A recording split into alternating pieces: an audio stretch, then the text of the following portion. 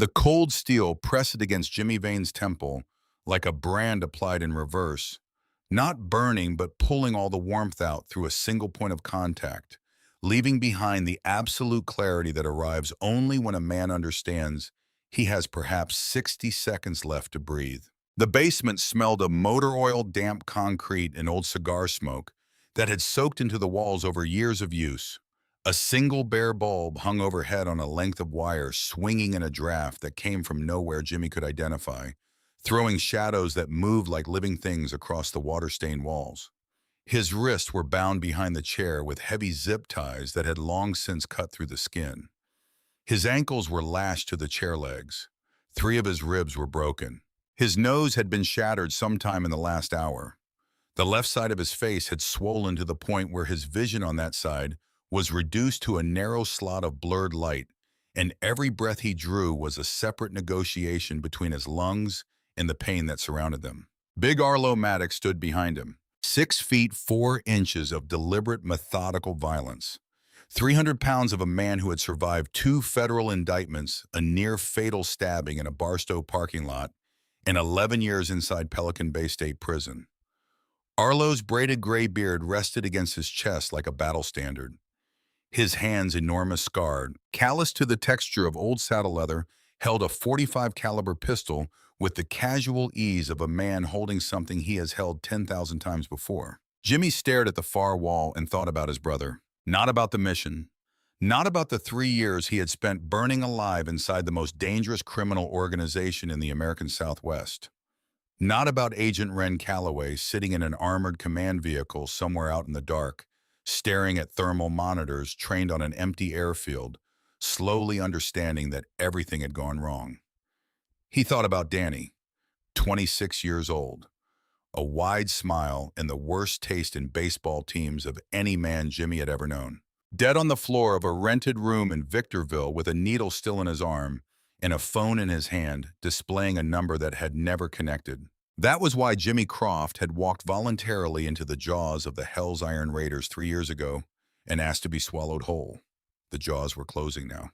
The Bureau of Alcohol, Tobacco, Firearms, and Explosives does not recruit grieving brothers. That is the official position stated clearly in the operational guidelines governing deep cover infiltration assignments. Grief compromises judgment. Personal stakes contaminate professional detachment. A man running on vengeance is not an asset. He is a liability, wearing a badge and a backstory. Ren Calloway had broken that rule with both hands and done it deliberately. She had found Jimmy Croft 3 months after Danny's funeral sitting in a bar in Fontana that smelled of spilled beer in the particular staleness of a room where people come to stop thinking. He had been staring at a glass of whiskey he hadn't touched in 40 minutes. She was 43 years old, compact and precise, in the way of someone who had learned long ago that economy of motion is its own form of authority. She sat down across from him without asking permission, folded her hands on the sticky tabletop, and told him exactly who had manufactured the fentanyl that killed his brother. The Hell's Iron Raiders, San Bernardino Charter, a distribution network run under the personal direction of Arlo Maddox, the charter's president, a man who had been operating a ghost gun and narcotics pipeline for 11 years without accumulating a single conviction that had managed to stick. Jimmy had looked at her across the table for a long time. Then he had asked what she needed. What she needed, Ren explained with careful precision, was someone who could ride. Someone who could fight without hesitation and absorb punishment without breaking. Someone with a fabricated criminal history convincing enough to survive the Raiders' vetting process, which was thorough, paranoid, and occasionally fatal for candidates who failed it. She needed someone with the psychological architecture required to maintain a deep cover identity for an extended period, possibly years, without fracturing under the accumulated weight of it. Someone who understood the culture from the inside, not from a training manual. What she did not say aloud, but what hung between them in the stale bar air like smoke, was the thing that made Jimmy Croft both uniquely qualified and uniquely dangerous for this specific assignment. At 22 years old, before Danny was born, before Jimmy had straightened himself out, finished his military service, and found his way toward a badge, Jimmy Croft had been a prospect for a small motorcycle club in Prescott, Arizona called the Desert Reapers. He had spent 8 months in that world before a federal raid scattered the club and left Jimmy at a crossroads that pointed him toward law enforcement instead of a cell. He knew how to ride a Harley-Davidson like he had been assembled on one at the factory. He knew the rituals, the hierarchies, the unspoken codes that govern life inside a one-percenter club. He didn't need to be taught. He only needed to be aimed. The cover identity took 4 months to construct. James Croft ceased to exist on paper. In his place, the ATF's technical division built Jimmy Vane from the ground up, a violent, disgruntled former Army mechanic from Flagstaff, with a rap sheet that included 2 aggravated assault charges, 1 firearms violation, and a dishonorable discharge that had been carefully backdated into military records through channels Jimmy chose not to examine too closely. The fabricated history was convincing because the man living inside it was real. Jimmy Vane was not a performance. He was a darker version of someone Jimmy Croft had once been close to becoming, and that closeness gave the character a weight that no amount of acting training could have manufactured. Every Sunday at 3 in the morning, somewhere along a desolate stretch of highway near the Nevada border, Jimmy would park his truck, sweep it for tracking devices, ditch his phone in the drainage ditch, and walk 2 miles into the scrub brush to a dead drop location that rends people service before dawn. There he would leave micro cassette recordings inside crushed soda cans, the week's intelligence compressed into 30 minutes of careful, quiet narration. That dead drop was the only thread connecting him to the world he had come from. Everything else, every thought, every reflex, every instinct belonged entirely to Jimmy Vane. The last thing Wren said to him before he drove away from their final briefing was not encouragement. It was a warning delivered in the flat, factual tone of someone reading from an operational manual they have memorized. If you go in there and let what happened to Danny turn this into something personal, she said, you will die, and the men who killed your brother will walk free. Keep the grief in a box, Jimmy. Use it as fuel, not as a compass. He had nodded. He had meant it when he nodded. He had been wrong about how long that would hold. The Hell's Iron Raiders San Bernardino charter operated out of a converted warehouse on the east side of the city behind a legitimate-seeming auto repair shop that functioned as both a front business and an actual working garage. The building was low and wide, its windows blacked out its exterior walls layered with faded murals of iron eagles and skulls wreathed in chrome flames. The parking lot on any given night held 17 motorcycles, ranging from pristine custom builds worth more than most family cars to road-worn machines that appeared held together by habit and stubbornness. Jimmy Vane pulled into that parking lot for the first time on a Tuesday evening in October on a 1969 Harley-Davidson Knucklehead. He had spent 6 weeks restoring specifically for this moment. The bike was exactly right, old enough to be authentic, beautiful enough to demand attention, loud enough to announce itself like a declaration. He cut the engine and sat in the sudden silence for a moment, feeling the heat of the machine rise through his legs, and then he climbed off and walked toward the front door like he owned the ground beneath his boots. The prospect period that followed was the longest 10 months of Jimmy Croft's life. Being a prospect for the Hell's Iron Raiders meant occupying the lowest possible position in a hierarchy that expressed its displeasure physically and without apology. Jimmy mopped floors and cleaned toilets. He stood guard over parked motorcycles in parking lots through freezing January nights that stretched 12 hours without relief. He made food runs at 2 in the morning for men who didn't bother to say thank you. He absorbed contempt with the blank, patient endurance of a man who understood that every humiliation was an investment accumulating interest. He was beaten 3 times in those 10 months. Not out of cruelty alone, though cruelty was certainly present. The beatings were tests, calibrations, measurements of what a man was made of beneath the surface he chose to present.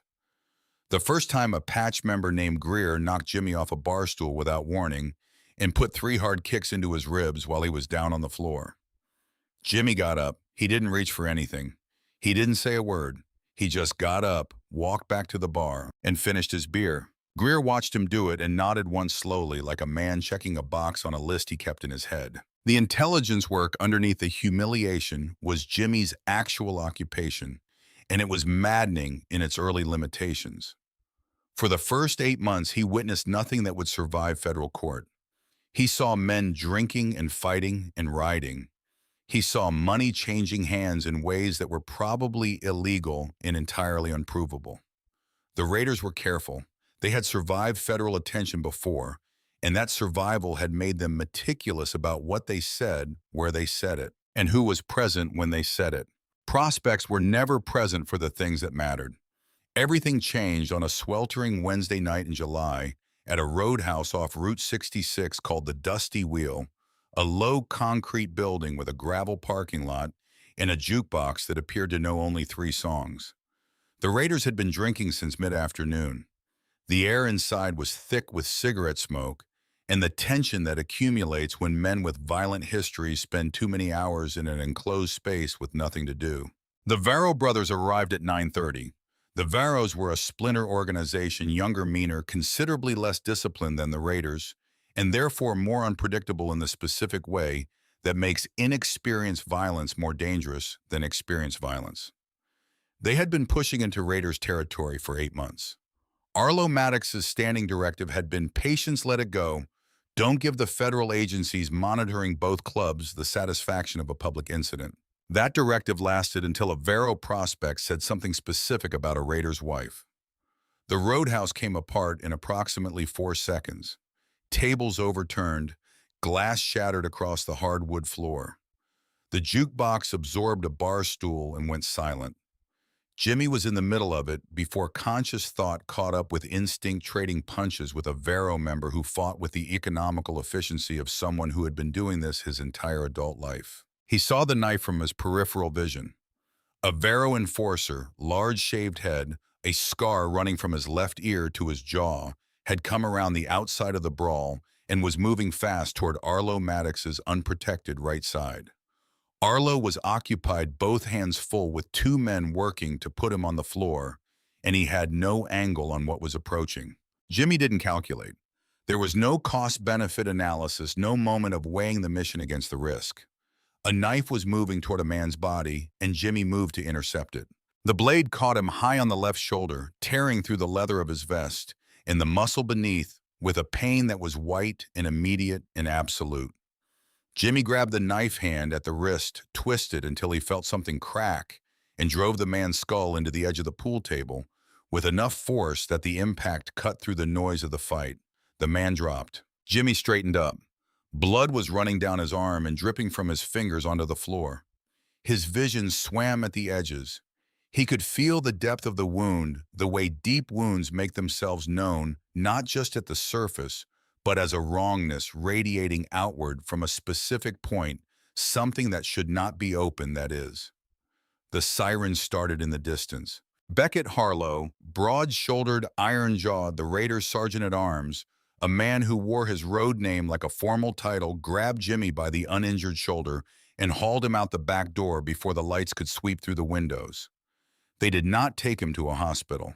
A hospital meant paperwork, and paperwork meant questions. And questions meant the kind of federal attention the Raiders treated with the same gravity that other people reserve for terminal illness. Instead, they drove Jimmy into the desert in the bed of a rusted Ford pickup, the stars enormous overhead, and the wound in his shoulder packing itself with dried blood and road dust. The garage they brought him to was a converted equipment shed 20 miles east of Barstow. It smelled of axle grease and old rubber, in the particular staleness of a space that has never been properly aired out. A man named Orlin, who had once been a field medic before a cascade of poor decisions, redirected his career, entirely stitched Jimmy's shoulder closed without anesthetic using a needle sterilized over a butane lighter. Jimmy bit down on a strip of leather cut from an old belt. He did not make a sound.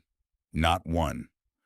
Arlo Maddox stood in the far corner of the shed, smoking a cigar that smelled like burning rope, watching the entire process with the focused attention of a man evaluating something he had not expected to find interesting. When Orlin tied off the last stitch and stepped back, Arlo crossed the room.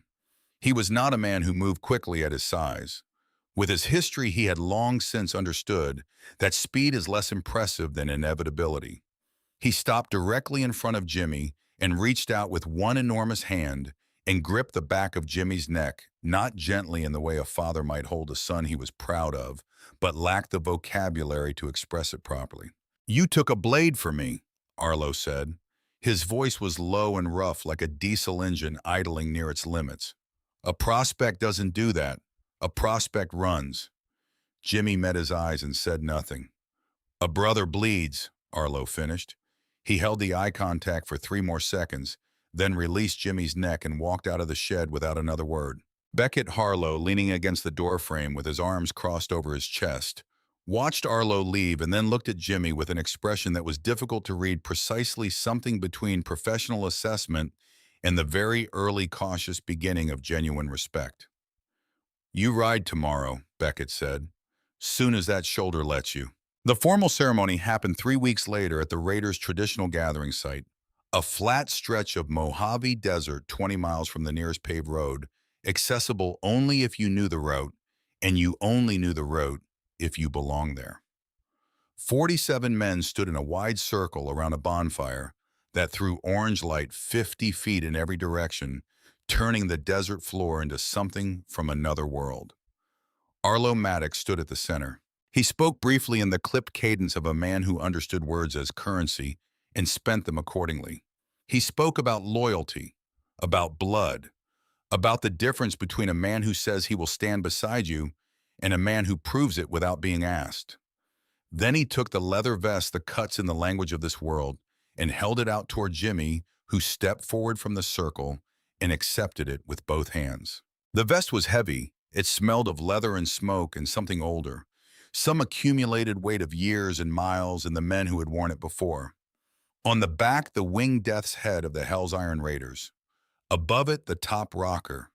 Below it, the bottom rocker naming San Bernardino as the charter of record. The men around the fire shouted. Bottles were raised. Hands found Jimmy's shoulders and back without gentleness.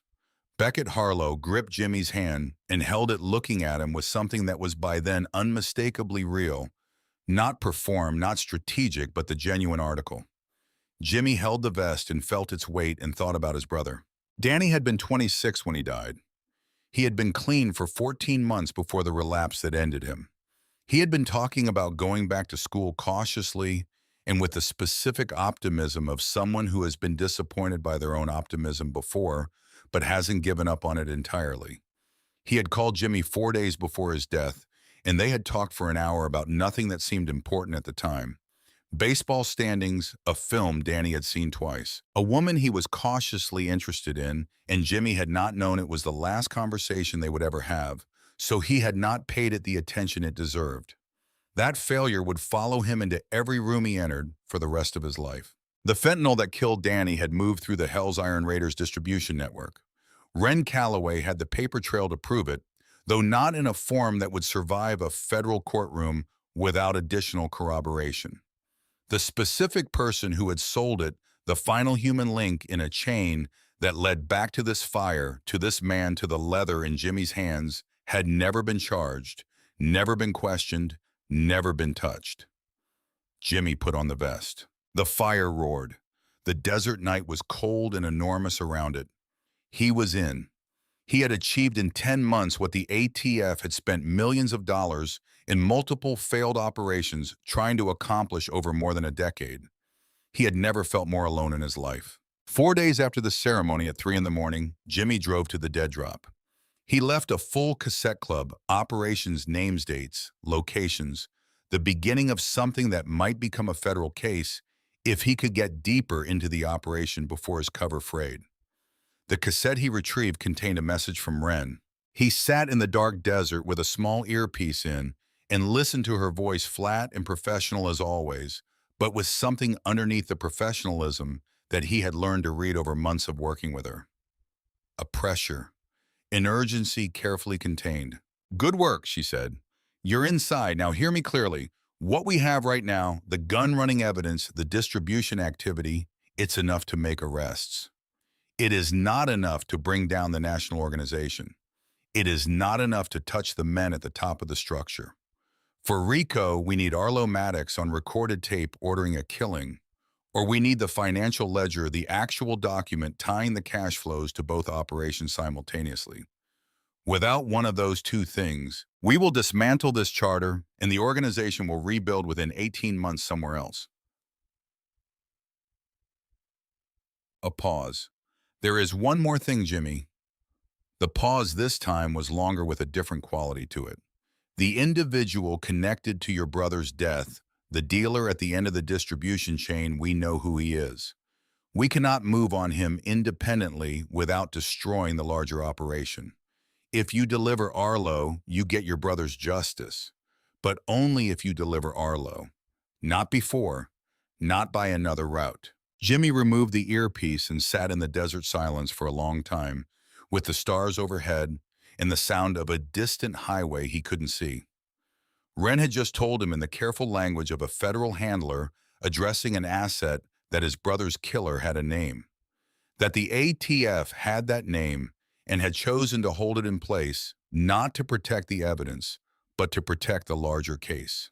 To use Danny Croft's death as additional leverage on Jimmy Vane. He understood the logic.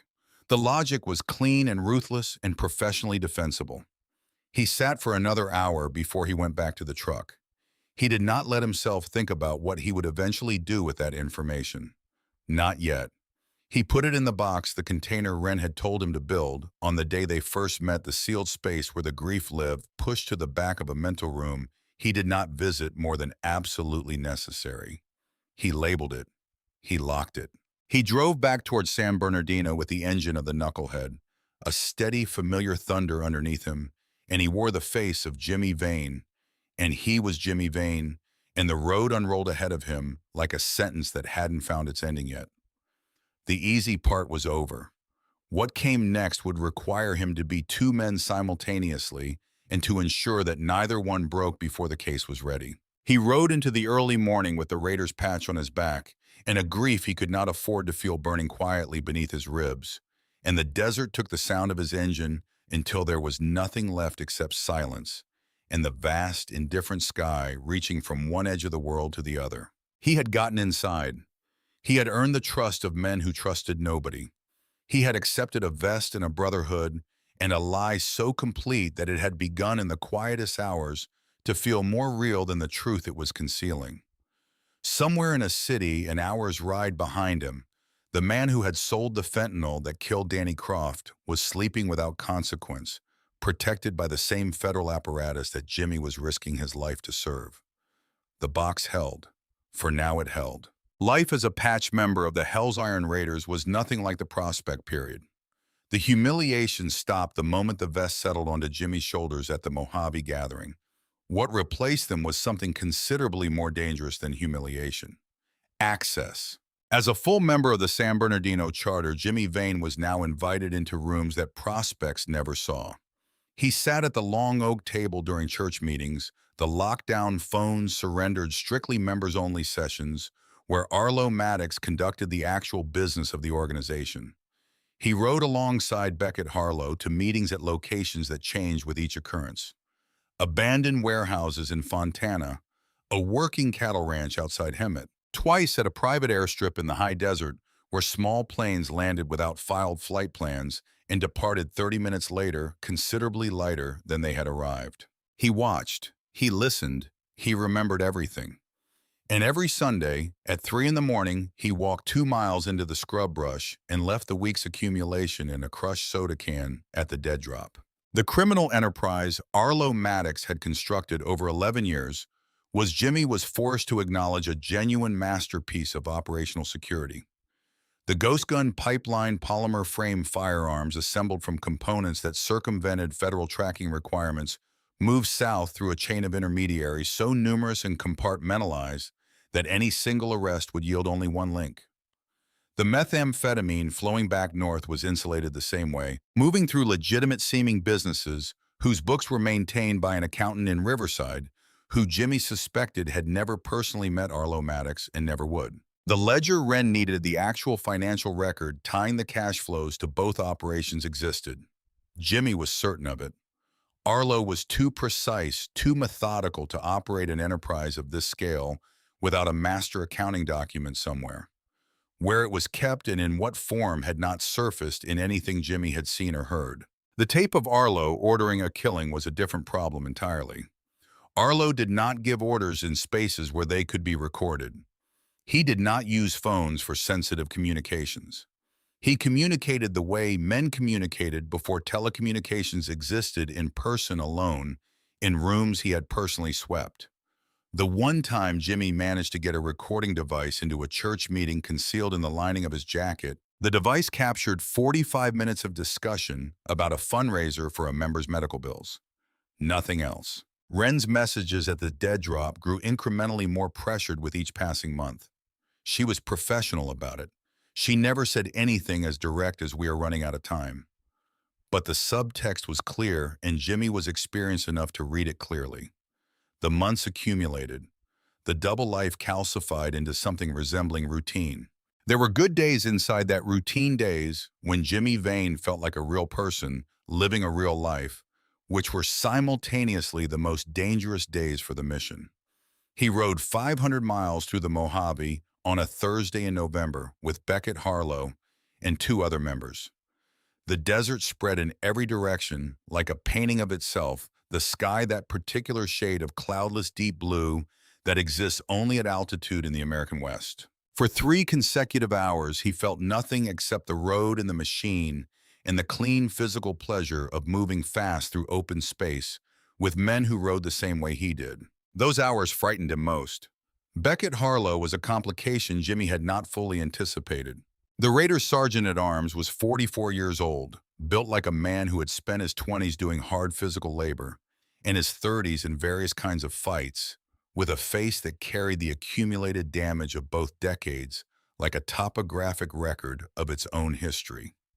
He was not educated in the formal sense, but he was deeply intelligent in the specific way of someone who has survived for a long time by reading people accurately.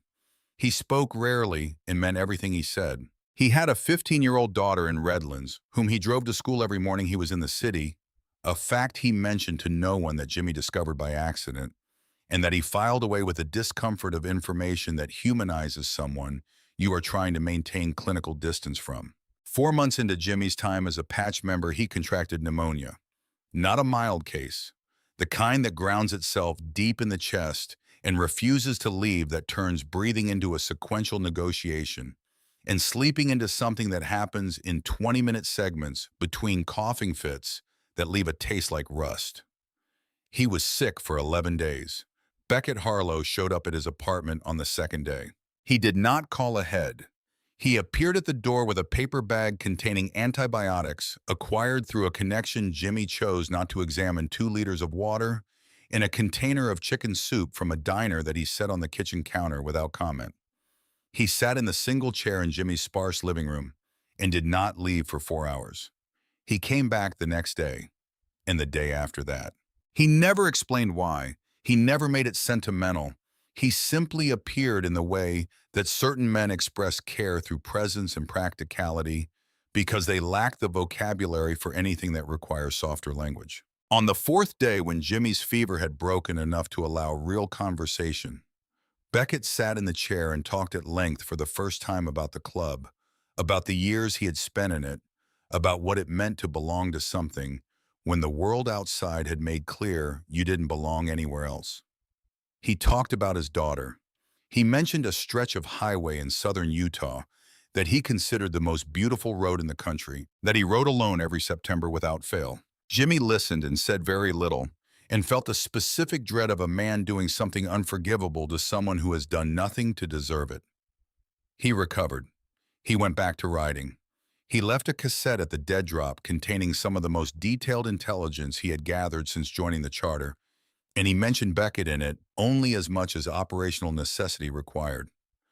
The box in the back of his mind was becoming harder to keep sealed. In the garage during the lockdown that would come later, while Beckett worked on the engine of a 1971 Shovelhead and Jimmy handed tools in the practice rhythm they had developed, Beckett said something without looking up from the engine. "You know what I respect about machines?" Jimmy waited. "They don't pretend," Beckett said, turning a socket wrench with the controlled torque of long practice. "A machine either runs or it doesn't. No in between, no performance." He made another turn. "People aren't like that. People are always performing something. He said it without particular emphasis. He did not look at Jimmy when he said it. He went back to the engine, and an old country station played indistinctly from a radio on the workbench, and the San Bernardino afternoon moved on outside the blacked-out windows. Jimmy handed him a 3/8 extension and said nothing. The operation cracked in the 31st month. It cracked because the ATF made a decision Jimmy had not been consulted about and would not have approved if he had been. A shipment of AR lowers the regulated component of an AR platform rifle. The piece that legally constitutes the firearm itself was moving south on Interstate 15 in a refrigerated truck registered to a produce company out of Colton.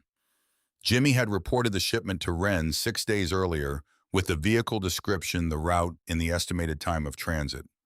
Wren had told him specifically that the intercept would be handled as a routine traffic stop. Broken taillight, nervous driver. The kind of thing that happens to commercial trucks on Interstate 15 without attracting significant attention. What actually happened was that an ATF tactical team hit the truck with 2 helicopters and a 4-vehicle convoy of armored SUVs blocking all 3 lanes of the interstate during moderate evening traffic at 7:30. There were flashbang grenades. There were weapons drawn by men in full tactical gear. It was, by any objective assessment, the opposite of subtle. Jimmy learned about it from Beckett Harlow at 6 the following morning, before he'd been awake long enough to construct a proper reaction. Beckett called on his regular phone, not inherently suspicious. They called each other regularly, but the register in Beckett's voice was one Jimmy had never heard from him before. Tight, controlled. The compression of a man managing anger he cannot yet fully express because he doesn't yet know the full shape of it. Church, Beckett said. Tonight, mandatory. Jimmy said he would be there and sat on the edge of his bed in the gray morning light and spent 10 careful minutes building the correct emotional response to wear to the meeting. Outrage, indignant fury, the particular brand of anger a loyal man feels when the organization he has bled for has been violated. He layered it deliberately over what was actually moving through him, which was the cold, sickening certainty that the tactical team's decision had just made everything that came next significantly more dangerous. The church meeting that evening had the atmospheric quality of a room that has been pressurized from outside. 14 men sat around the long oak table in the basement of the warehouse. Phones had been surrendered at the door, standard protocol for church, but implemented tonight with a grimness that was categorically distinct from routine. The air was thick with cigar smoke, in a silence that had massed to it the silence of men with things to say who are waiting for permission. Arlo Maddox stood at the head of the table. Jimmy had spent 31 months learning to read Arlo, the way you learn to read weather, through the small things, the peripheral indicators, the quality of stillness that precedes a specific kind of storm. What he saw tonight was not the volcanic anger he might have expected. What he saw was something more controlled, and for that reason more frightening. Arlo's eyes moved around the room with patient, systematic attention, cataloging what he found at each face. He did not raise his voice. "We have a problem," Arlo said. He set both hands flat on the oak table, and the room went absolutely still. The Colton shipment was hit last night. Not highway patrol, not county. A TF tactical out of the Riverside field office. 2 helicopters, 4 vehicles, full deployment. He paused. They knew exactly which truck. They knew the route. They knew the time window. The silence in the room changed texture. Somebody in this organization. Arlo continued, his voice dropping, rather than rising, the more alarming direction for Arlo's voice to travel, has been providing information to federal agents. Mace Doyle, the club's chief enforcer, lean and angular with hollow eyes that missed nothing, and personal habits that Jimmy had classified early on as genuinely psychopathic, pulled a serrated hunting knife from his belt and drove it point first into the surface of the oak table. The impact hit the room like a gunshot. Nobody flinched. Flinching in front of Mace Doyle was a declaration of vulnerability that nobody at that table could afford. Jimmy slammed his own fist on the table. He didn't have to manufacture the force of it. The adrenaline was real. The controlled panic underneath it was real. and the physical expression of both required very little acting. "You find out who it is, Arlo," he said, his voice rough in a way that was built on a genuine foundation of fear. "And I want to be in the room when you do." Arlo looked at him. 3 seconds, a geological age in that context. Then he nodded once slowly. "We go dark," Arlo announced to the full table. "All regular phones go in the incinerator tonight. Nobody communicates outside this room about club business. Nobody." His eyes moved around the table, stopping briefly on each face. "In 1 week, we moved the largest shipment of crystal this charter has ever handled. 200 pounds direct from the source. Pure product, uncut." Another pause. "If federal agents appear at that location, I will know exactly which man at this table put them there." The meeting lasted another 40 minutes and produced nothing Jimmy could use. What it produced was something operationally catastrophic. House arrest. Not in those words, the Raiders did not use that language. What Arlo said was that until the leak was identified, all patch members of the San Bernardino Charter would conduct their activities collectively. No one rode alone. No one slept outside the clubhouse. No communication was permitted that wasn't visible to at least one other member. Jimmy had 7 days to get 200 pounds of cartel methamphetamine and an airfield location to Ren Calloway from inside a building now being run like a military compound. His only means of doing so was a burner phone the size of a deck of playing cards sewn into the lining of his riding jacket, reserved strictly for life-or-death extraction emergencies. The days of the lockdown had a pressure to them that built incrementally the way atmospheric pressure builds. Before weather, the sky isn't showing yet. Jimmy ate with the other members. He slept on a couch in the main room. He played cards and drank beer and laughed at the right moments and maintained the unbroken surface of Jimmy Vane across every waking hour with the focused effort of a man walking a tightrope over a drop he cannot afford to look at directly.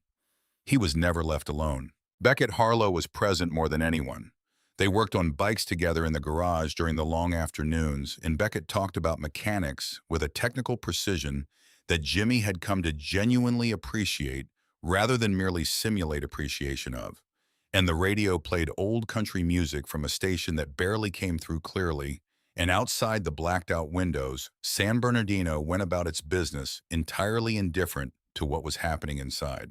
On the fourth night, Arlo made a calculated decision. 5 days of compressed tension needed a release valve before it curdled into the paranoid aggression that becomes self-destructive. The main hall was cleared of folding tables and card games. The sound system was engaged at a volume that made the walls vibrate, and the controlled chaos of a Raiders party assembled itself with the efficiency of long practice. Jimmy watched Mace Doyle position himself in a recliner in the far corner with a drink in his hand, and the specific stillness of a man performing relaxation. He watched Arlo disappear into the back office with a man he had never seen before. Compact build, expensive jacket, the careful blankness of a professional intermediary. The broker, the cartel contact whose name nobody said aloud.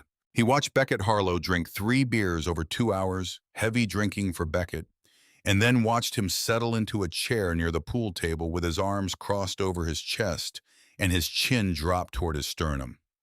Jimmy waited another 45 minutes. He circulated. He laughed at the right moments. He refilled his beer twice from the keg without drinking more than a few sips of either. He was for those 45 minutes the most convincingly relaxed man in the building. Then he drifted without urgency toward the garage. The garage was dark except for the orange emergency light above the fire exit and the ambient glow coming under the door from the main hall. It smelled of motor oil and cold metal. Jimmy moved through the darkness with the sureness of a man who had spent enough time in this space to know its layout without light. He went to the far end of the building, past the shovelhead Beckett had been working on, past a rusted-out Chevrolet Nova that had occupied the same corner for as long as Jimmy had been coming here, and crouched down behind it. He set his back against the cold metal of the quarter panel and sat very still for 30 seconds. The party noise from the main hall was a muffled rhythmic pressure through the walls. No footsteps in the garage. No movement. He reached into his riding jacket and found the hidden seam in the lining, the stitching he had placed himself with a curved needle and wax thread 3 months ago, when he had first understood that a moment like this one might become necessary. He worked the seam open with his fingernails without tearing the leather and extracted the burner phone. It was smaller than a standard device, a prepaid brick with no identifying marks, and a battery he had replaced 2 weeks earlier against exactly this contingency. He powered it on. The screen lit up in the dark garage with a brightness that felt in that moment obscene. He dialed. The connection took 4 seconds. Then Ren Calloway's voice, alert and careful in the manner of someone who sleeps lightly and keeps a phone within reach. "Talk," she said. "It's Vane." Jimmy kept his voice below a whisper. "The drop is tomorrow night. Midnight. Abandoned airfield off Route 15, 30 miles north of Barstow. 200 pounds of cartel product. This is everything we've been building toward, Ren." A pause. He could hear her breathing steady and controlled. "How solid is the location?" "I heard it from the source. It's solid." He paused. "Ren, hear me carefully. The club knows there's a leak. They are watching everything. If you hit that airfield with helicopters and tactical vehicles, I am a dead man before you process the first arrest. Make it look like a highway patrol tip. Make it look random. Promise me." "You have my word," Ren said. "Clean intercept, no profile. You've done everything right, Jimmy. Get ready to come home." He ended the call. He sat for a moment with the phone in his hand, feeling something that was not quite relief. Something more complicated, threaded with the specific guilt of a man who is about to bring something to an end and cannot fully determine whether the ending is right. He began working the phone back into the lining of his jacket. "Who were you just talking to, Jimmy?" The voice came from the shadows near the workbench along the wall. Low, unhurried, with the quality of controlled menace that Jimmy associated with one specific person. Mace Doyle stepped out of the darkness. He had not been drunk. He had been performing drunk in the recliner with the patience of a man who suspects something and is waiting for it to confirm itself. His hollow eyes were fixed not on Jimmy's face, but on the small illuminated rectangle of the burner phone, and his expression was that of a man watching something click into place. Jimmy did not allow himself a single beat of visible panic. The transition from concealed terror to dismissive irritation took less than half a second, built from 3 years of practice. "Relax, Mace," he said, letting exasperation into his voice, letting his hand drop casually toward his pocket. "Woman up in Reno. Gets anxious if I don't check in. You know how it goes." Mace did not move. His eyes did not leave the phone. "A woman," Mace said. The repetition was flat and precise, like a man reading back a statement to confirm its absurdity. "During a lockdown, after Arlo explicitly prohibited outside communication, you broke protocol for a woman in Reno." "She's pregnant, Mace." Jimmy loaded the shrug with the burdened quality of a man dealing with a complication he didn't ask for. "I had to handle it. Won't happen again." Mace extended one hand, palm up, scarred, dirt-edged, absolutely still. "Give it to me. I want to call your woman in Reno and congratulate her." The request landed in the garage with the finality of a door being closed and locked. Jimmy's grip tightened around the phone in his pocket. The call log showed one number, an encrypted line routing through 3 servers before reaching Ren's emergency contact. If Mace saw that number, if he gave it to anyone with resources to trace it, Mace's hand dropped toward the hunting knife on his thigh. Jimmy moved first. He came off the floor from behind the Nova and drove his shoulder into Mace's chest with everything he had. The two of them went backward into the metal shelving along the wall and down onto the concrete floor in a crash of scattered tools and overturned oil cans that was catastrophically loud. A wrench skidded across the floor. A tower of spare tires came down on both of them. Mace was not large, but he was feral, trained in the discipline of someone who has won most of his fights by being willing to do things his opponents weren't. He went for Jimmy's eyes with his thumbs. He bit. He moved with the boneless, unpredictable quality of a man who doesn't fight by rules because rules are for people who can afford to lose. Jimmy twisted away from the thumbs, felt fingernails tear across his cheek, drove his knee into Mace's ribs with everything available. Something cracked. Mace registered it the way a machine registers a minor calibration error briefly without slowing. His hands found Jimmy's throat and closed. The pressure was immediate and total. Jimmy's vision began to darken at the edges within seconds, the darkness coming from the periphery with patient, inexorable certainty. He flailed his right hand across the concrete floor through motor oil and scattered metal, and his fingers closed around the shaft of a ratchet wrench. He swung it in a short, tight arc. The impact against Mace's skull was a sound Jimmy felt through his hand as much as heard with his ears. Mace went completely limp, collapsing onto Jimmy's chest with the dead weight of a man who has been switched off. Jimmy shoved him aside and rolled to his hands and knees on the oil-slick floor, pulling air into his lungs in ragged increments. His vision came back slowly, the edges brightening before the center clarified. He could feel his pulse in his throat where Mace's hands had been. The phone! It had skidded across the floor during the struggle and come to rest near the heavy steel door leading back into the main hall. He crawled toward it. The steel door opened. The light from the main hall came through, first warm, chaotic briefly, and dramatically louder before the door swung to a stop. Then the silhouette filled the frame. Beckett Harlow, not asleep, not in the chair near the pool table. Standing in the doorway, wide awake, with two other patch members positioned behind him. His eyes moved across the scene with the rapid, systematic assessment of a man built for exactly this kind of situation. The overturned shelving, the scattered tools, the oil and blood on the floor, Mace Doyle unconscious and bleeding from the temple, Jimmy Vane on his hands and knees on the concrete reaching toward a small black rectangle of plastic that was clearly not a standard phone. The silence between them lasted 3 seconds. In those 3 seconds, Jimmy watched something move across Beckett Harlow's face that he had never seen there before. Not anger, not betrayal exactly, but the expression of a man absorbing a truth that some carefully unexplored part of him had perhaps already suspected. The expression of a man whose worst private suspicion has just introduced itself in person. Beckett's jaw set.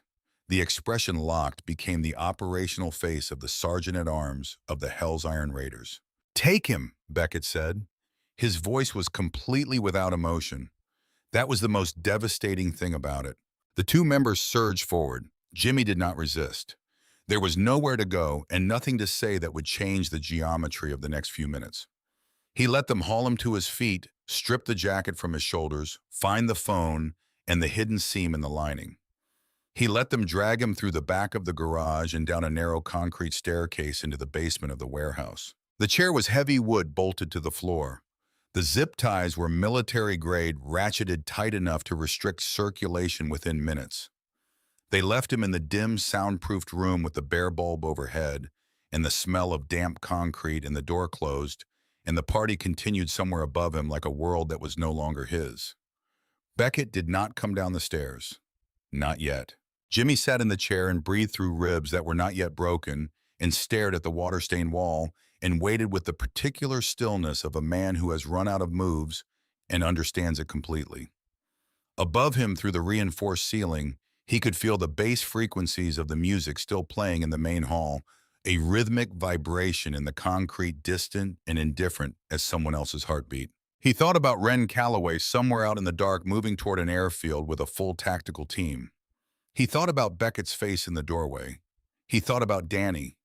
The heavy steel door at the top of the stairs opened.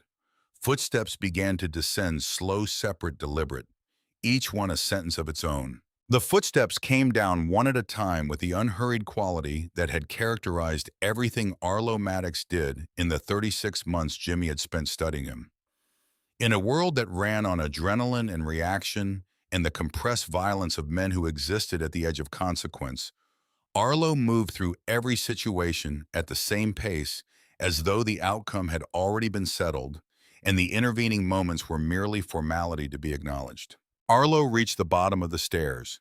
He carried two things. In his left hand, a metal folding chair. In his right, a thick cigar already lit its ember burning orange in the dim light. He set the folding chair directly in front of Jimmy and sat down with the deliberateness of a large man who has learned that furniture requires a specific kind of respect. He positioned himself close enough that their knees nearly touched. The 45 was holstered at his hip. That was in some ways worse than having it in his hand. It meant he wasn't here to end things quickly. He was here to talk. And the things Arlo Maddox wanted to discuss in this room at this hour were not things Jimmy had good answers for. Arlo looked at him for a long time without speaking. The cigar smoke rose toward the low ceiling and spread and thinned. The bare bulb swayed in a draft from somewhere. Outside and above this room, the building had gone quiet. The party winding down at some point, Jimmy had lost track of, and the silence that replaced it had the weight of a space that has been deliberately secured from within. 3 years, Arlo said.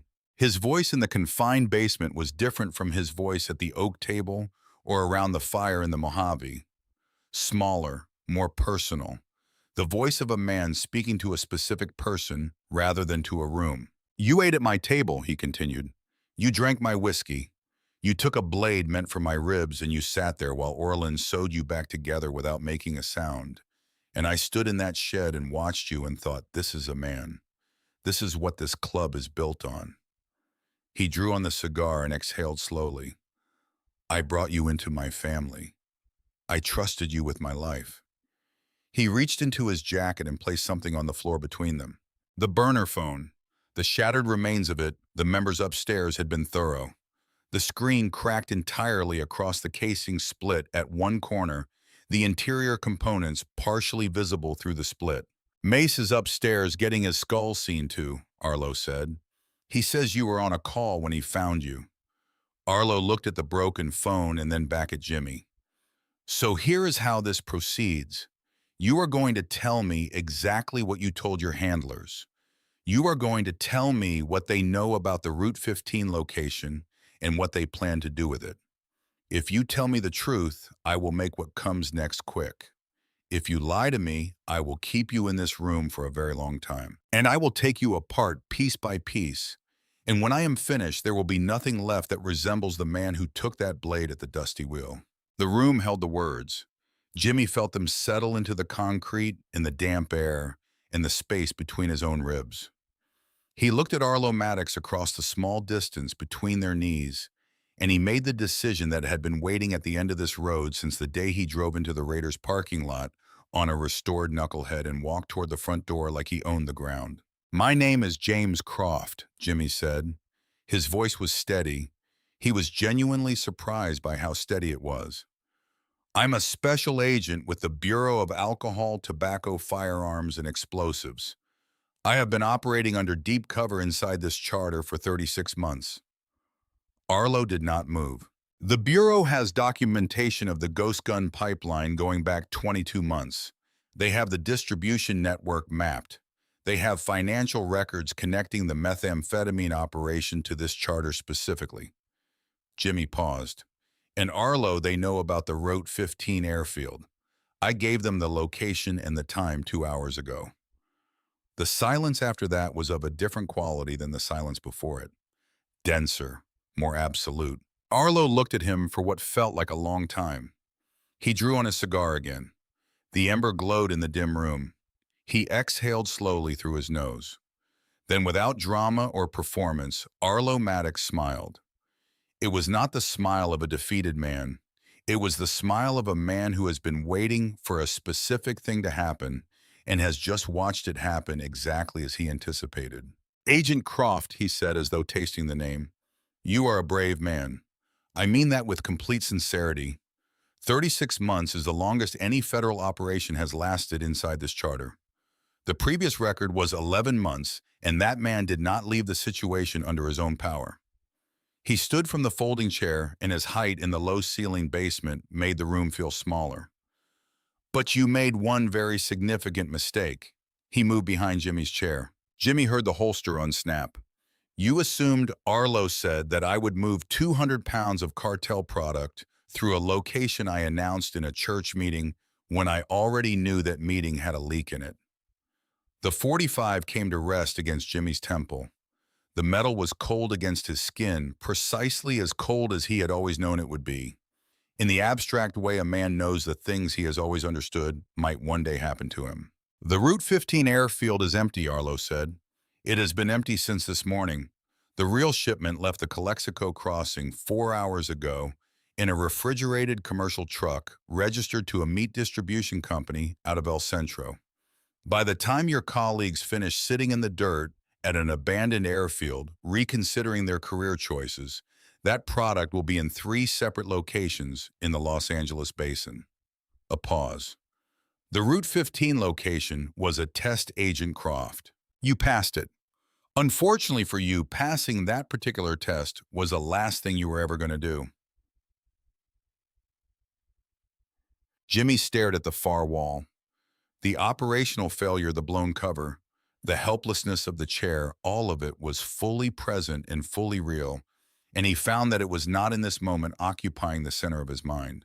What occupied the center was a rented room in Victorville, a 26-year-old man with a wide smile, 14 months of clean time that had deserved a better ending, a phone call 4 days before the end that Jimmy had not paid the attention it deserved because he hadn't known it was the last one, and last calls never announce themselves, and that is the specific cruelty of them. He thought about Ren Calloway telling him at a dead drop in the desert scrub that his brother's killer was known, protected, untouchable. He thought about Beckett's face in the garage doorway. Arlo, Jimmy said. The barrel did not move. The man who sold the fentanyl that killed my brother. He kept his voice factual, not a plea, a statement. He's in the ATF's protection, has been for 3 years. They used my brother's death to recruit me, and then they protected the man responsible to keep their operation intact. He paused. I didn't come into your club for the ATF. I came in for Danny, and the people who sent me in made certain I would never get what I actually came for. The silence in the basement was absolute. That does not change what you are, Arlo said. But his voice for the first time in the entire conversation carried something that was not entirely certainty. No, Jimmy agreed. It doesn't. The hammer of the 45 drew back. Jimmy heard it before he felt the mechanical change in the pressure against his temple. He closed his eyes. The first explosion hit the building like a physical argument from outside. The concussive force of the breaching charge came through the ceiling and walls simultaneously, a pressure wave that shook dust from the concrete overhead, rattled the bare bulb on its wire, knocked a shelf of old paint cans off the far wall in a crash that was immediately swallowed by the second explosion. Larger, followed by the staccato percussion of weapons fire from the floor above and the amplified, mechanical voices of the tactical team that Jimmy had been waiting 51 minutes to hear. ATF, nobody moves. Get on the ground. Hands, show me your hands. The words were muffled by the soundproofing, but present and unmistakably real. Arlo pulled the weapon away from Jimmy's temple. Not surrender reassessment. Arlo Maddox had survived 11 years of federal pressure by reassessing faster than the people coming at him. He turned toward the stairs, his body shifting into the operational posture of a man calculating exits and angles and remaining options. A third explosion hit directly above them. The ceiling shed a fine rain of concrete dust. The basement door came off its frame, not open, removed. The breaching charge took it cleanly out of its housing and sent it skidding across the basement floor, and the flashbang that followed converted the room into pure white light and absolute sound for approximately 2 seconds. Jimmy turned his face away and felt the concussion move through his chest like a second heartbeat inserted between his own. When he opened his eyes, the room was full of people in tactical gear, operating with the organized efficiency of a team doing exactly what it had trained to do. Red laser sights swept the corners. Commands overlapped. The bare bulb had been joined by 4 tactical lights that turned the basement into something overexposed and hyper-real. He heard Beckett before he saw him. Beckett had come down the stairs from the main floor, whether retreating or moving toward Jimmy, or simply moving by instinct toward the sound, and he met the entry team at the bottom of the staircase with his sidearm drawn and the expression of a man who has decided how this ends for him. The SWAT officer at the front of the stack fired twice. The shots caught Beckett in the left shoulder and the right side of his chest, high, controlled, professionally placed to stop without killing. Beckett went backward up 3 stairs and then down, his weapon clattering away. He landed at the base of the stairs, and the medic attached to the entry team was already moving toward him before the echo finished. Jimmy watched from across the room. The medic's hands moved with the rapid efficiency of someone managing a wound that could go either direction depending on the next several minutes.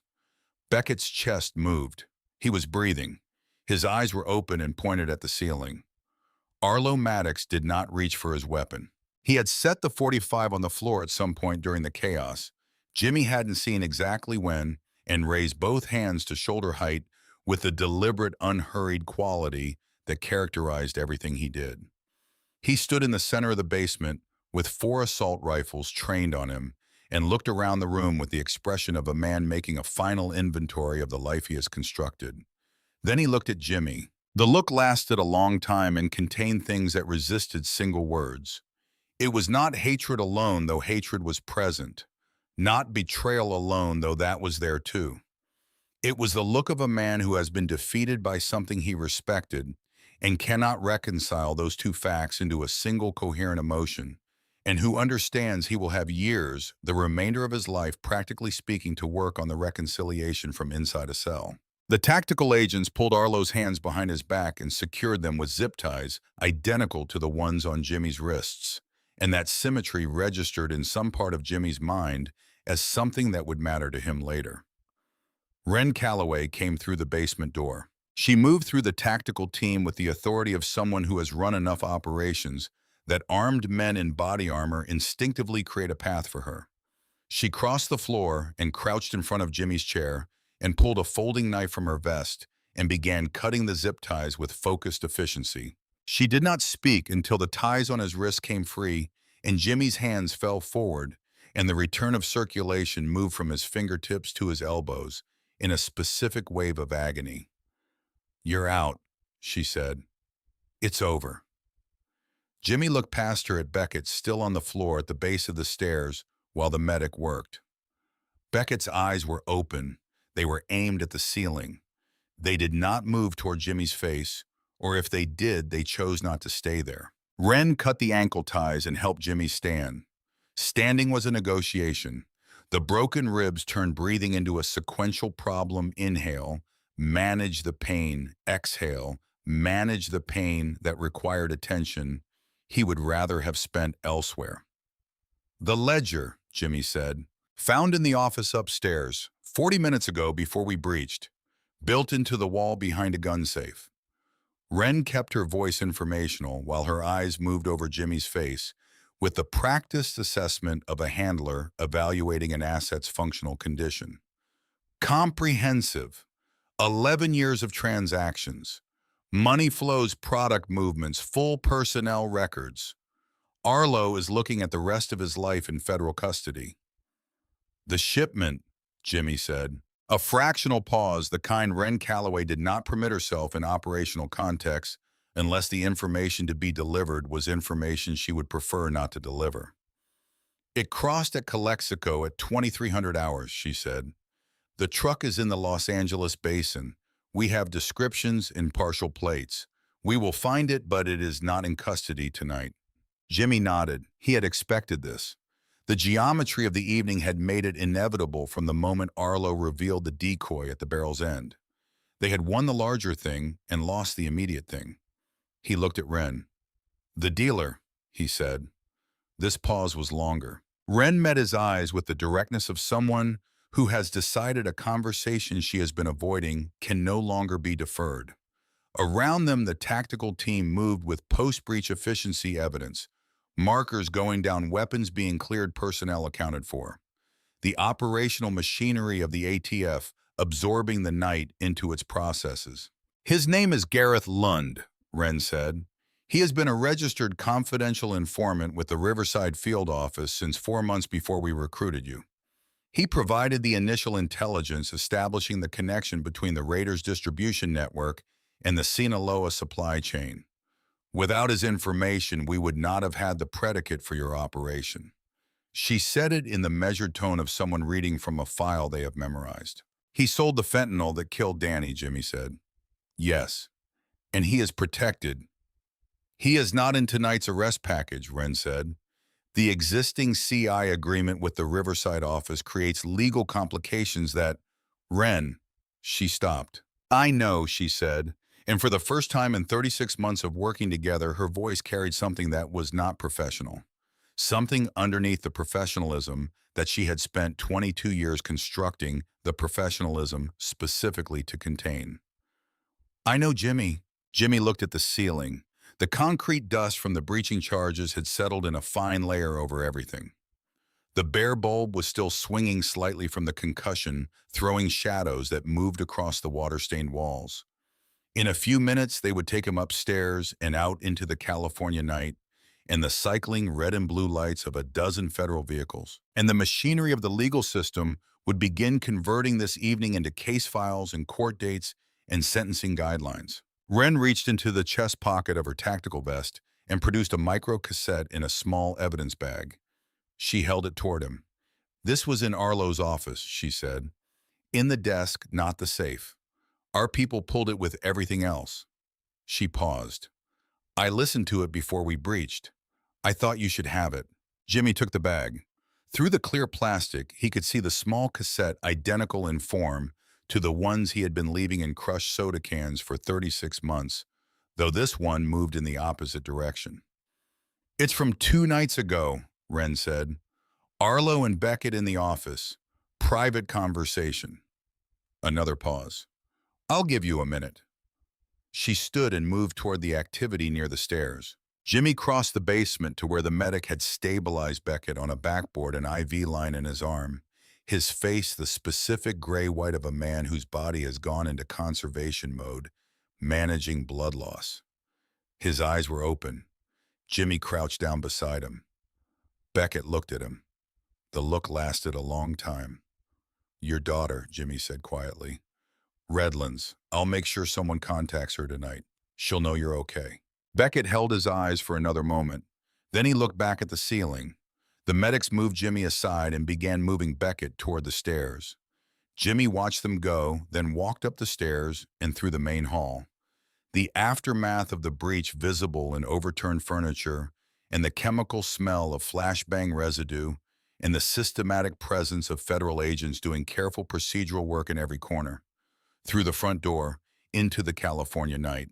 The air outside was cold and clean in the way San Bernardino gets in the small hours, the desert's nightly insistence on temperature correction, regardless of what the day has been. The parking lot was full of federal vehicles, their lights cycling in red and blue patterns that painted the surrounding buildings in rotating color. An ambulance was backed up to the entrance. A second was pulling in from the street. Jimmy stood on the concrete and breathed in the careful increments his broken ribs permitted. And he looked at the sky above San Bernardino, the deep gray of a city sky at 2 in the morning, and he held the micro cassette in his closed hand. Wren appeared beside him and handed him a small cassette player, handheld old technology kept in service, because the dead drop system had been built around it, and changing formats mid-operation creates risk. He took it. He loaded the cassette. He put the single earpiece in. He pressed play. Arlo's voice, recorded 2 nights ago in the office directly above the basement. The audio quality was clear. Arlo was speaking to Beckett. The conversation was not about the operation or the shipment or the lockdown or the suspected leak. It was a private conversation between 2 men who had known each other for 20 years, and its subject arrived at after several minutes of other talk. That Jimmy moved through quickly was Jimmy Vane. Beckett's voice on the tape. You still think it's him? Arlo's voice unhurried. I think it doesn't matter what I think. What a man does is what he is. What that man did at the Dusty Wheel was real. Whatever else he is, whatever he was sent here to do, nobody performs that. You don't take a blade for a man you're planning to burn unless something in you has already decided he's worth the blood. A pause on the tape. Beckett. So what do? Arlo, we do what we have to do, same as always. Another pause. But I want you to know something, Beck. Whatever Jimmy Vane turns out to be, whoever sent him here, and whatever they sent him to find, he is the most genuine man who has walked through that door in 20 years. I don't say that to forgive him. I say it because it's true and because you deserve to hear it before whatever comes next. Jimmy stopped the tape there. He stood in the parking lot with the player in his hand and the earpiece in his ear, and the cold San Bernardino night moving past him with the complete indifference of weather. And he held those words in the place behind his ribs where he kept everything that had no other home, the place that had been sealed for 36 months, that he had maintained at considerable cost, that had served its purpose, and could now perhaps be opened without destroying everything it had been protecting. He thought about Danny, about the way his voice had sounded in that last phone call, easy and unhurried like a man with plenty of time because he didn't know he wasn't. He thought about Gareth Lund sleeping somewhere in the city, or another city protected by the same institution. Jimmy had nearly died serving his name now known, now living in Jimmy's memory, where it was not subject to CI agreements or legal protections or the operational calculus of a Riverside field office. He thought about Beckett Harlow in the ambulance looking at the ceiling. He thought about a stretch of highway in southern Utah that Beckett rode alone every September. Wren was standing a few feet away, giving him the specific kind of space she offered when she understood something was happening in him that required room. Her hands were in her jacket pockets. Her eyes were on the middle distance. "What happens now?" Jimmy said. "Debrief starts in 48 hours, she said. "Federal protective custody until then. After the testimony process, WITSEC will have a placement ready. Somewhere quiet. Midwest, most likely." She paused. New name, new history. The full package. Jimmy nodded. "Lund," he said. Wren was quiet for a moment.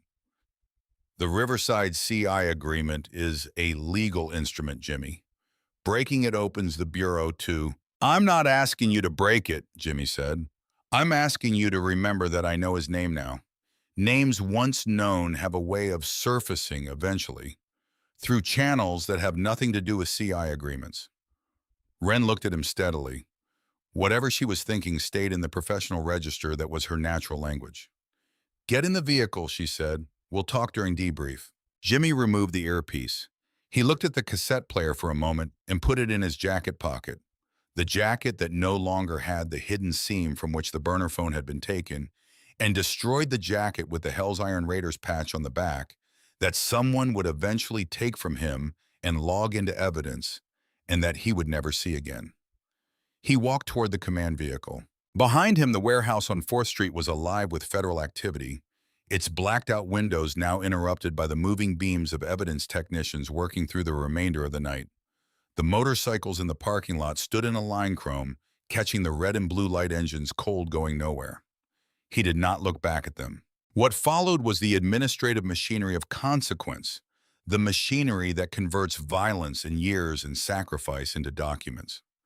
The 48-hour debrief in a federal facility in Riverside, conducted in a conference room with bad coffee and a rotating cast of attorneys and analysts and supervisors who needed the operational record reconstructed in the specific format that federal prosecutions require. The testimony preparation. The legal proceedings that Jimmy would not attend in person, but would support through written declarations and recorded depositions. The careful, methodical dismantling of Jimmy Vane on paper, the erasure of the fabricated identity, the reconstruction of James Croft in the records of the agencies that had temporarily ceased to acknowledge his existence. The WITSEC placement came through in 6 weeks. A farmhouse on 40 acres outside a small town in western Kansas, far enough from the interstate to feel genuinely remote, close enough to a small city to be practically livable.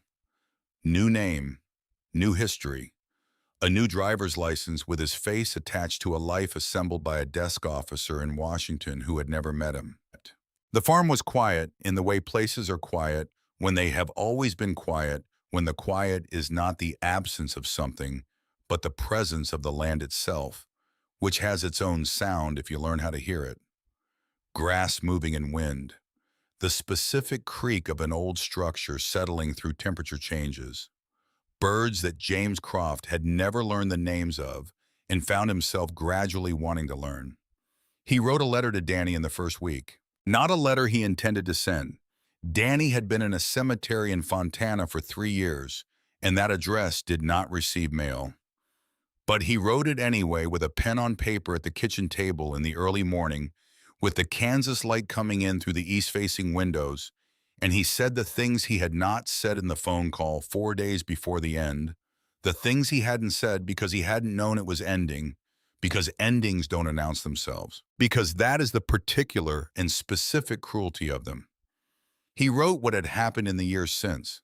He wrote what the outcome had been and what it had cost and what it had failed to accomplish. He said he was sorry not for going in, not for the mission or the years or the choice itself, but for the phone call 4 days before the end and the insufficient attention he had given to it. He left the letter on the kitchen table. He did not ride in the first weeks. The motorcycle Witsec had arranged a standard late-model machine. Nothing custom, nothing. That announced itself sat in the equipment shed at the back of the property, and he left it there. He walked instead across the flat Kansas fields in the early morning and the late evening when the light was long and the sky did its particular thing that only Kansas sky does, which is to be larger than seems architecturally possible, to extend past the point where skies should logically end. The nights were the hardest part, not because of nightmares or the clinical mechanisms of trauma that the Witsec psychologists addressed in their weekly phone appointments. The nights were hard because of what the quiet contained. In the Mojave around the bonfire at the Raiders gathering site, the sound of 47 motorcycles idling before a ride was a sound that existed nowhere else in the world. It was not just engines. It was the accumulated presence of men who had found in those machines and that velocity and that specific form of collective motion, something that the rest of their lives had not provided, a belonging that didn't require explanation because it was expressed entirely through action, through showing up, through bleeding when required.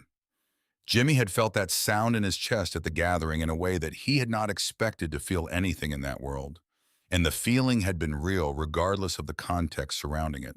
The Kansas wind at night moved through the fields and the bare trees at the property's edge. It made a sound. It was not the sound of motorcycles, but it moved similarly, and in the dark, with his eyes closed, James Croft lay in a farmhouse bed 1,000 miles from San Bernardino and let himself confuse the two for just long enough to feel what he needed to feel and then let it go. Gareth Loon's name was in a file in a field office in Riverside. It was also in James Croft's memory, which was considerably more durable than a field office file and not subject to the same legal limitations. What he would eventually do with that fact was a question he was not yet prepared to answer. He filed it away in the same silence where he kept everything else that wasn't finished, the same interior space that had held the grief and the mission and the lie for 36 months, that had proven capable of holding more than he had originally believed a man could carry. The letter to Danny stayed on the kitchen table through the winter and into the early spring, when the Kansas fields began to show the first tentative color of something returning to life after a long time under cold ground. He left it there because putting it away felt like a finality he wasn't prepared for, and because some mornings he added a line or two, and the letter had become something other than a letter, a record of what it felt like to be the man he currently was in this quiet, in this distance, in this particular life that was and was not his. James Croft had survived the Hell's Iron Raiders. He had delivered Arlo Maddox to a federal facility where the man would spend the remainder of his life. He had secured the ledger. He had dismantled the most sophisticated criminal operation the San Bernardino Basin had produced in a generation. He had done what he came to do. He had not done what he came for. And somewhere in the particular silence of a Kansas morning, with the fields going gold in the early light, and the wind moving through the property with complete indifference to everything that had happened and everything that remained unresolved, James Croft drank his coffee and looked out the east-facing window and held both of those facts simultaneously, not reconciling them, not yet, but holding them in the same hands without dropping either. The man who had taken a blade at the dusty wheel for a man he was sent to destroy. The man who had sat beside a bonfire in the Mojave and felt, despite everything, and in contradiction of everything, that he was exactly where he was supposed to be. The man who had listened to a recording of his own enemy say that he was the most genuine man to walk through a certain door in 20 years, and who still did not know, sitting in Kansas with cold coffee and a letter on his kitchen table, whether that constituted a condemnation or the closest thing to a benediction that his particular life was going to offer. Jimmy Vane was dead. There were no services. There was no grave marker. There was no one left who knew to mourn him except the people who had every reason to. And they were in federal custody, and whatever they felt about it was theirs to carry in whatever way men like that carry things. James Croft was alive in Kansas with a letter on his kitchen table addressed to a dead man and a motorcycle in the shed that he would ride eventually, and a name he was still in the slow process of learning to answer to without hesitation. The wind moved through the fields. The coffee went cold. He picked up the pen.